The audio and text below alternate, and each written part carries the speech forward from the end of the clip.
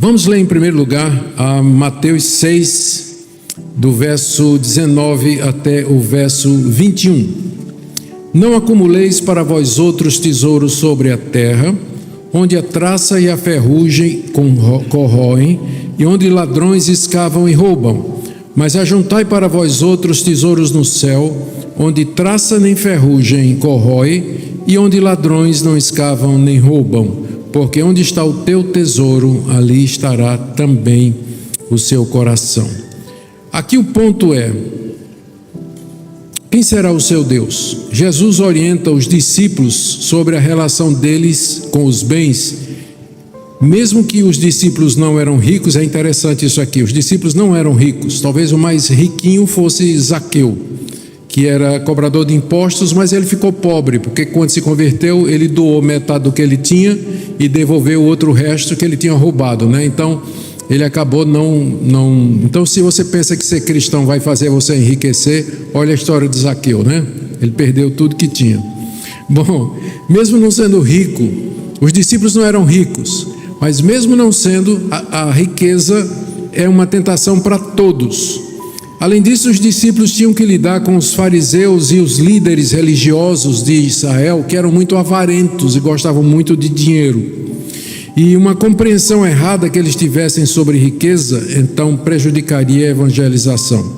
Então Jesus chama os seus discípulos a fazer duas escolhas: quem será o seu Deus, as riquezas ou o Senhor, e como você vai viver, ansioso ou pela fé. Então, quem será o seu Deus? 19 a 21. Jesus desenvolve o seu ponto aqui com três contrastes. A passagem que eu li, ela tem três contrastes. Primeiro, Jesus proíbe o acúmulo de riquezas terrenas. Está aí no verso 19. Não acumulem para vocês tesouros sobre a terra. Contraste no verso 20. Mas juntem para vocês tesouro no céu. Aqui Jesus não está proibindo que a gente trabalhe e economize o suficiente para termos uma vida tranquila, e quando formos velhos, idosos e não pudermos mais trabalhar, ou tivermos alguma doença que nos impeça a trabalhar, a gente tenha do que viver. A Bíblia não proíbe isso. A Bíblia proíbe que você faça disso a razão da sua vida, que você exista para isso, a ponto de você não dar tempo para Deus, nem dedicar o seu coração a Deus, nem se envolver com as coisas de Deus. Então, volto a dizer, não é proibido prosperar, a Bíblia não é contra a prosperidade financeira, não é proibido você se preparar para o futuro, a Bíblia também não é contra isso aí. O que Jesus está dizendo é que isso não pode ser feito em detrimento de você ajuntar tesouro no céu. De que maneira você ajunta tesouro no céu? Investindo no reino de Deus, fazendo as coisas de Deus, obedecendo a Deus, buscando em primeiro lugar o reino de Deus e a sua justiça. Em termos práticos, isso pode significar você pegar uma parte dos seus bens e investir na vida de pessoas realmente carentes, na obra de evangelização, na expansão do reino de Deus. Tudo isso vai gerando para você o que Jesus chama aqui tesouro no céu, onde não tem o risco de você perder, como tem aqui nesse mundo. Ele diz aqui que nesse mundo a traça corrói. Lembra que no Antigo Oriente, quando Jesus falou essas coisas, é bom manter isso em mente. As riquezas não eram como a de hoje. As riquezas eram vestidos, vestuários, ouro, prata, propriedades e gado.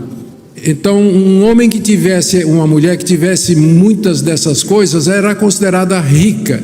Moeda corrente era coisa rara, que foi mais difundida com a chegada do Império Romano, e isso cerca de 200 anos antes de Cristo. Mas tradicionalmente no Antigo Oriente Médio, uma pessoa rica tinha muitos vestidos bonitos, roupas bonitas, barras de ouro e de prata, muito gado, servos e propriedade. Essas coisas eram extremamente vulneráveis. O ladrão podia arrombar a casa, a traça corroía o vestido, o ouro e a prata com o tempo, né, eles não pegam ferrugem, mas ficam cobertos com uma coisa que parece ferrugem, desvaloriza, né, prata, ela desvaloriza se você deixar sem cuidar, e o gado morre, propriedade pode ser invadida, então é tudo muito vulnerável, mas o tesouro no céu, ele está guardado por Deus e ele é seu para toda a eternidade. Então, a quem você vai servir? Primeira coisa, não viva para acumular bens nesse mundo, em detrimento de você acumular tesouros no céu, porque você está desperdiçando sua vida e você, quando morrer, você não vai levar nada do que você ganhou sua vida toda aqui. Você vai levar tesouros no céu, mas não o que você deixou acumulado aqui. A segunda coisa, o segundo contraste é olhos bons e olhos maus. Isso aqui é complicado. Olhos bons e olhos maus, está aí do verso 22 até o 23. São os olhos a lâmpada do corpo. Se os teus olhos forem bons, todo o teu corpo será luminoso. Se, porém, os teus olhos forem maus, todo o teu corpo estará em trevas. Portanto, caso a luz que em ti há sejam trevas, que grandes trevas serão. Olhos bons aqui equivalem ao coração nos tesouros celestiais. Veja, aquela primeira passagem que eu li, ela terminou dizendo no verso 21, presta atenção aí, onde está o teu tesouro, aí estará também o teu coração. Se o teu tesouro está aqui nesse mundo, propriedades, carros, bens, seu coração vai estar aqui. Se o seu tesouro está no céu, então o seu coração vai estar com as coisas de Deus. Então, esse mesmo contraste, o coração no mundo e o coração nas coisas de Deus, é o mesmo contraste que você tem aqui. Olhos bons são olhos que observam as coisas de Deus, que dão atenção às coisas de Deus, que estão focados nas coisas de Deus. E isso ilumina todo o meu corpo. Pensa nos olhos como sendo janelas por onde a luz entra e ilumina todas as trevas do meu coração. Se os seus olhos estão no lugar certo, todo o seu corpo vai ser luminoso, diz Jesus. Mas se seus olhos estão nas trevas, estão nas coisas desse mundo, seu corpo será tenebroso, como ele diz aqui. E ele diz, portanto, caso a luz que em ti há sejam trevas, que grandes trevas serão. Então, onde é que estão os seus olhos? É a maneira figurada de Jesus falar. Onde é que está a sua atenção, o foco da sua vida? Para onde você olha todo dia? Se o seu foco são as coisas de Deus, fazer a vontade de Deus, todo o seu corpo, sua vida vai andar em luz, na verdade. Mas se os seus olhos são olhos cobiçosos, gananciosos, que só pensam em prosperar, só pensam nessas coisas, seu corpo todo vai estar em trevas e a sua vida toda, o seu caminho vai ser um caminho tenebroso. Que figura bonita, né? Os olhos são a janela da alma, ele chama a lâmpada do corpo, é por onde entra a luz ou as trevas. E onde é que estão os seus olhos? Primeiro contraste, tesouro nos céus, tesouro na terra. Segundo contraste, olhos bons e olhos ruins. Terceiro contraste, dois senhores, 24. Ninguém pode servir a dois senhores, porque ou há de aborrecer-se de um e amar ao outro, ou se devotará a um e desprezará o outro, não podereis servir a Deus e às riquezas. O Senhor Jesus está ensinando os seus discípulos a escolher quem eles vão servir aqui nesse mundo. Terceiro contraste, você não pode servir a dois senhores. Na época de Jesus, a escravidão era um sistema aceito e praticado em todo o Antigo Oriente. A Bíblia não fala diretamente contra a escravidão, mas ela deixa a semente quando ela ensina que todos os homens são iguais diante de Deus. Todos os homens são iguais diante de Deus e que nós temos que ser justos e que nós devemos abençoar os outros. Não é Wilberforce, um lord inglês, no parlamento inglês, séculos depois, usou a Bíblia como base para acabar com a escravidão lá no Império Britânico. Foram os cristãos quem foram usados por Deus para acabar com esse sistema de escravidão terrível, isso poucos anos depois da Reforma Protestante. começou lá na Inglaterra. Primeiro Calvino lá em Genebra diminuiu o tempo de trabalho e proibiu o trabalho das crianças, e depois Wilberforce acabou com a escravidão. Mas isso é detalhe. Mas Jesus está falando numa situação em que a escravidão era aceita, era o status quo. Ele não está entrando se é certo ou errado, ele está apenas partindo da realidade. Na realidade de Jesus, o escravo era escravo, ele só tinha um dono, e o dono tinha poder de vida e morte sobre ele. Então ele não podia servir dois senhores, ele ou servia um ou servia outro, e nas palavras de Jesus, ou há de aborrecer-se de um e amar o outro, ou se devotará a um e desprezará o outro. Essa era a situação daquela época. E quem são esses dois senhores? Ele diz aqui: não podeis servir a Deus e às riquezas. Literalmente, riquezas, Mamon, que era o nome de uma divindade, era o nome de um deus pagão, que Jesus chama as riquezas, como se Jesus trata as riquezas como se fosse um deus. Não é interessante? A gente costuma dizer que dinheiro é neutro, o que importa é o uso que nós fazemos dele. Mas a experiência mostra que o dinheiro não é neutro, o dinheiro é uma potestade. O dinheiro quer ter domínio sobre você, ele quer controlar a sua vida, ele quer ditar o que é que você vai fazer, o que é que você faz, o que é que você não faz. Ele quer que você se curve diante dele, que você o sirva, que você o adore. Então, Jesus chama o dinheiro de uma potestade, quando diz assim: não podeis servir a Deus e às riquezas. Riquezas é Mamon, é um Deus. Então, a gente sabe do poder desse Deus na vida da gente, não é mesmo? Se a gente tem esse Deus, a gente está feliz. Se esse Deus nos falta, a gente está angustiado, preocupado, fazendo conta na ponta do lápis e, enfim, todas as coisas que nós, como imigrantes, sabemos o que passamos, não é? Sabemos o que passamos. Então, essa é a pergunta que Jesus faz e ecoa até o dia de hoje. A quem você vai servir? Três contrastes. Você vai viver para acumular tesouros aqui na terra ou no céu? Os seus olhos, onde é que vai estar a sua atenção? Nas coisas de Deus ou nas coisas desse mundo? Olhos bons e olhos maus, luz e trevas. Terceiro, que Deus você vai servir? Mamon ou Deus Todo-Poderoso? Esses contrastes, é bom explicar antes de passar para o próximo ponto, de que maneira nós vamos viver.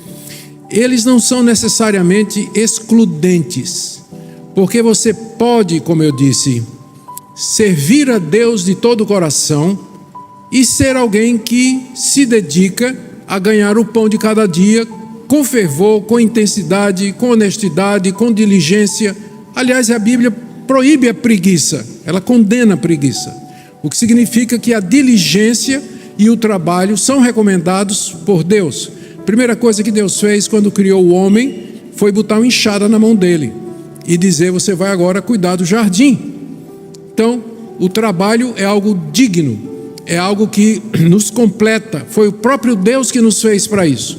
Então, quando eu faço esses contrastes, quando Jesus está fazendo esses contrastes aqui, ele não está dizendo que a gente não pode, que a gente vai ficar então orando, jejuando e esperando que caia um saco de dólar lá do teto na mesa da gente, que passe alguém com um cheque todo dia de manhã na frente de casa para a gente depositar na conta da gente, passa um Zé misterioso, aparece lá todo dia na nossa conta, ninguém sabe se foi o anjo Gabriel ou qualquer outra coisa. Ele não está dizendo isso, porque não vai acontecer. Você vai ter que trabalhar, você vai ter que ir atrás. O ponto é quando você faz disso a razão da sua vida. E, gente, se isso é uma tentação para todo mundo, é mais para os imigrantes como vocês e como eu.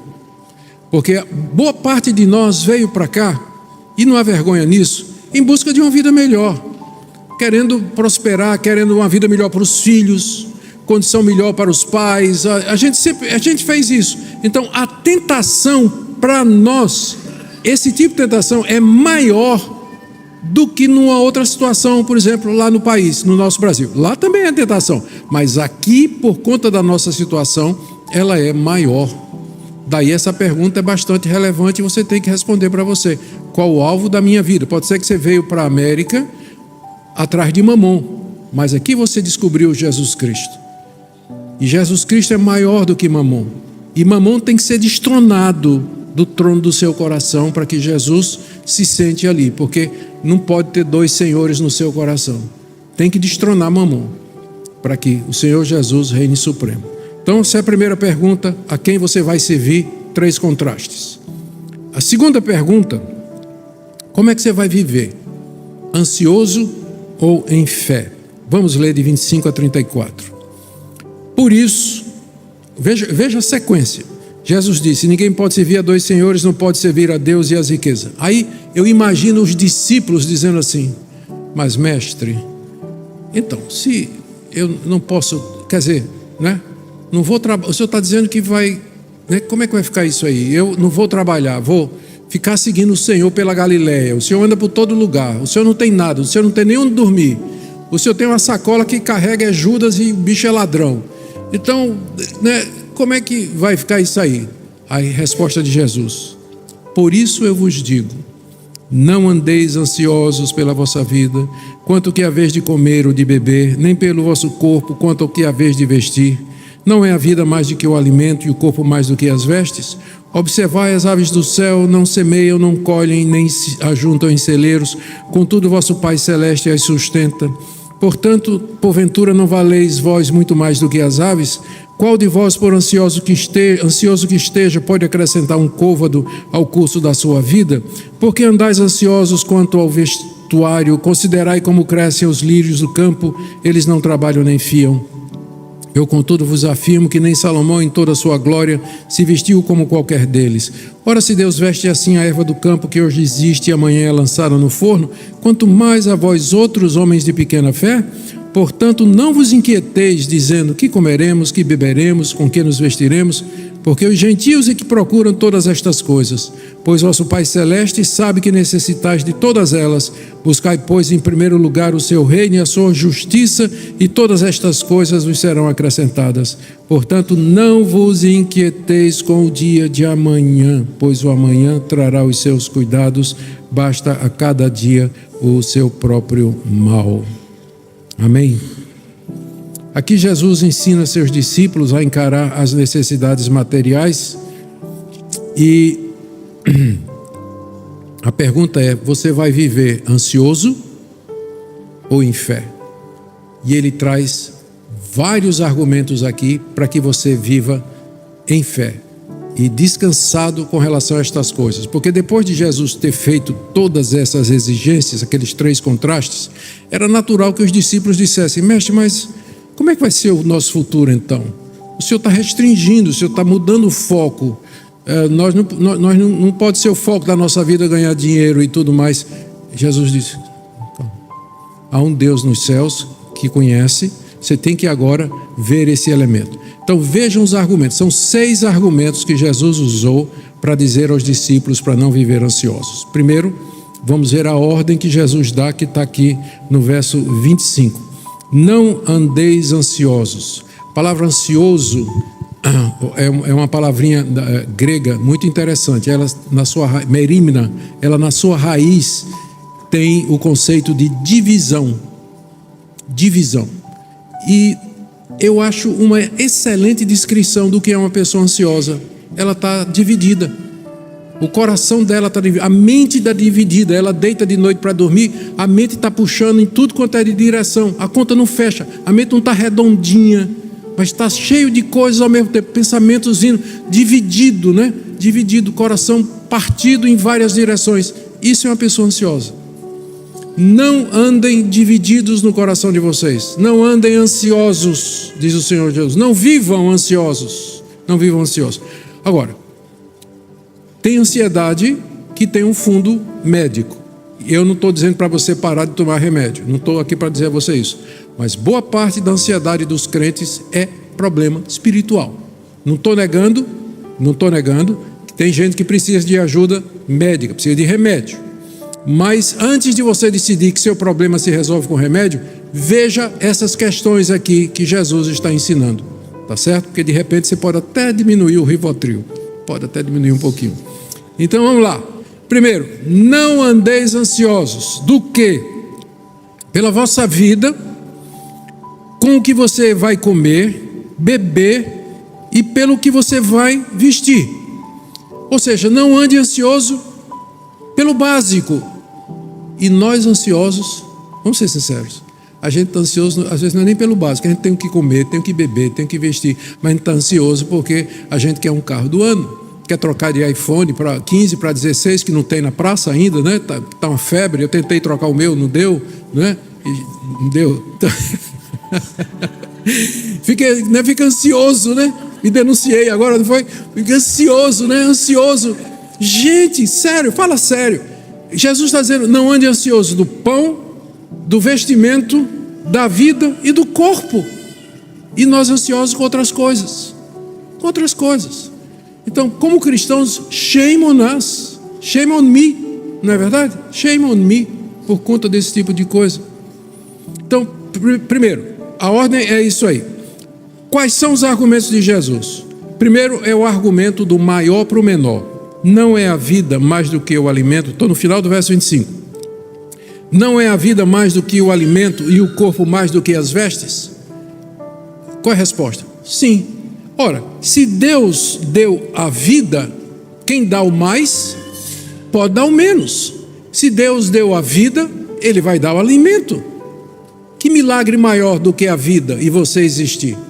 Se Deus lhe deu a vida, quanto mais o alimento para sustentar essa vida? O que é o maior, o corpo ou o vestuário? O corpo. Se Deus lhe deu um corpo, será que Ele não pode lhe dar roupa para você vestir esse corpo? Primeiro argumento, do maior para o menor. O segundo argumento é do menor para o maior, já é o contrário. Olha as aves do céu. Não semeiam, não colhem, não ajuntam em celeiros. Vosso Pai sustenta. Aí pergunta, porventura vocês não valem mais do que as aves? Olha as aves do céu. Nós valemos mais. Hoje em dia não, né? Hoje em dia sua vida e de um bem-te-vi é a mesma coisa.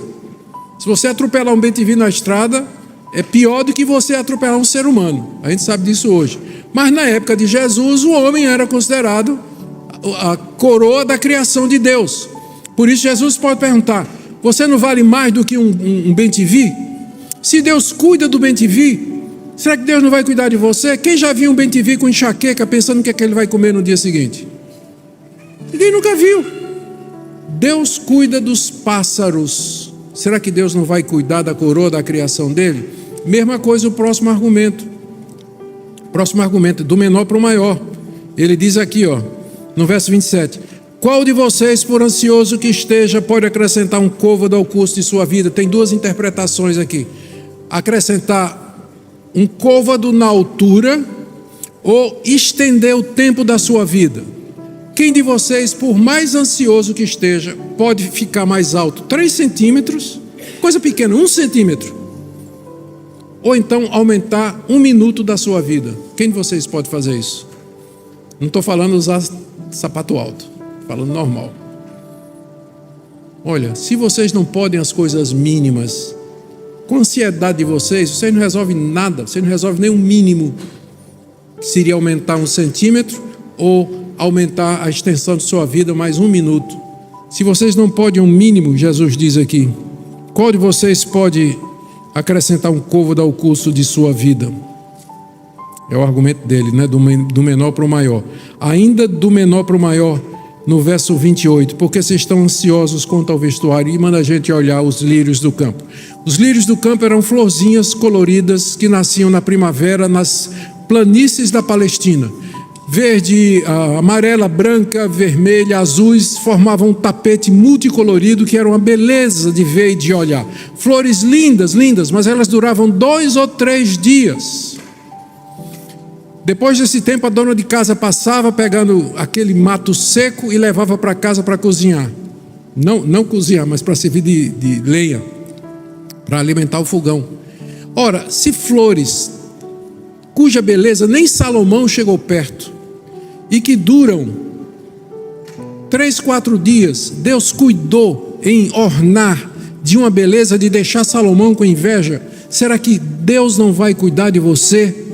E aí ele introduz o problema no final do verso 30.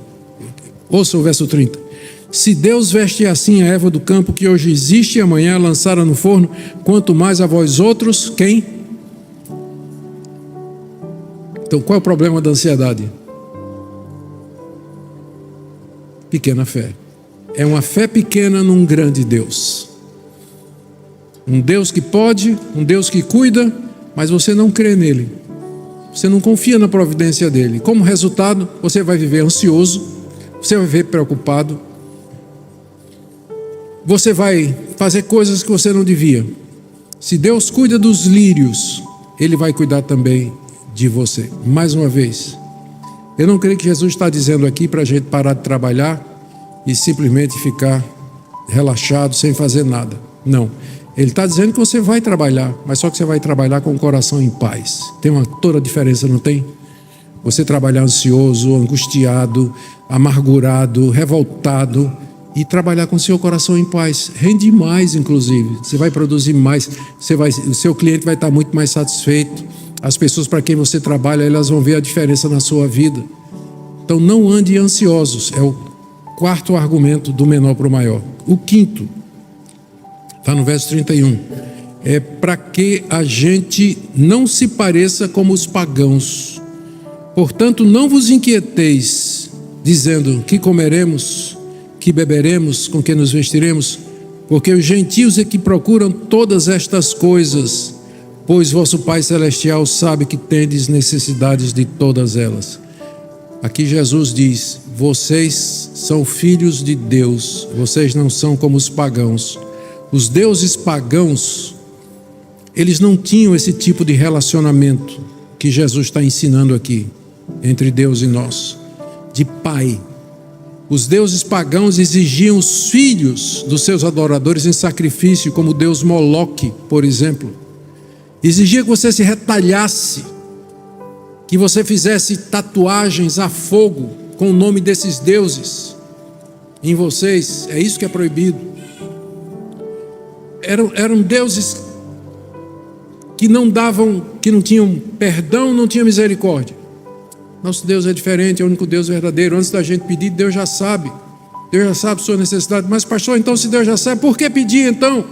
Porque Deus, quando você pede, você se coloca no seu lugar. Quando você pede, fica claro de onde vem a resposta. É por isso que Deus pede que a gente ore, mesmo quando a gente sabe que Deus já tem conhecimento da nossa necessidade. A oração é terapêutica. A oração é muito mais para nós do que para Deus. Ela é terapêutica, ela ajuda, ela é didática, ela ensina que existe um Deus de quem você depende. Pedir é importante. Pedir é importante. O último argumento aqui que o Senhor Jesus ensina está no verso 33 a 34. Buscar em primeiro lugar o reino de Deus e sua justiça, e todas essas coisas vos serão acrescentadas. Deus promete abençoar aquele que resolve confiar nele, trabalhar, fazer o que é certo, mas descansar na provisão de Deus. Busque em primeiro lugar o reino de Deus e a sua justiça. Todas essas coisas que ele mencionou aqui, pão, comida, vestes, tudo isso será acrescentado. Ordem final, verso 34. Portanto, portanto aí introduz a conclusão. Não vos inquieteis, é a terceira vez que Jesus usa o mesmo verbo. Primeiro, no verso 25. Não andeis ansiosos e não vos inquieteis, é o mesmo verbo no grego. Não vos inquieteis, verso 26, verso 25. Não vos inquieteis, verso 31. Não vos inquieteis, verso 34. 3 vezes Jesus fala da inquietação. Não vos inquieteis com o dia de amanhã, pois o amanhã trará os seus cuidados, basta ao dia o próprio mal. A figura que cabe aqui para nós é a do maná no deserto. Vocês conhecem a história. O maná caía e o israelita saía com um cesto para recolher o maná. E ele tinha que recolher o suficiente para a família dele comer naquele dia. Porque no dia seguinte cairia o suficiente somente para o dia seguinte. Ele não podia hoje acumular maná para o dia seguinte. Alguns tentaram e vocês conhecem a história. Amanheceu cheio de bicho. incomível. Não sei se existe isso aí, mas era incomível. Deus nos dá hoje o que nós precisamos para hoje. E o amanhã pertence a Deus. Vocês já fizeram uma exegese da palavra pré-ocupação? Pré-ocupação. Vocês estão ocupados previamente com alguma coisa que nem aconteceu ainda. O amanhã nem chegou e vocês já estão ocupados com o amanhã. Como é que vai ser? Para onde vamos? Vocês estão pré-ocupados. Isso que a palavra preocupado significa. Tá certo? Então, não vos inquieteis com o dia de amanhã. Basta a cada dia o seu mal. São 6 argumentos que Jesus usa para dizer aos seus discípulos: vocês vão viver como? Ansiosos ou em fé? Obrigado, Aninha. Opa, isso aqui é bom. Vão viver ansiosos ou em fé? Em fé. É a decisão que vocês vão tomar. Tá bom? Fechando, sumário. 2 perguntas de Jesus aos discípulos: a quem você vai servir? Tesouro no céu ou na terra? Olho bom, olho mau? Mamon ou Deus? Como você vai viver? Em ansiedade ou em fé? Lírios do campo, as aves dos céus, os pagãos, o dia de amanhã.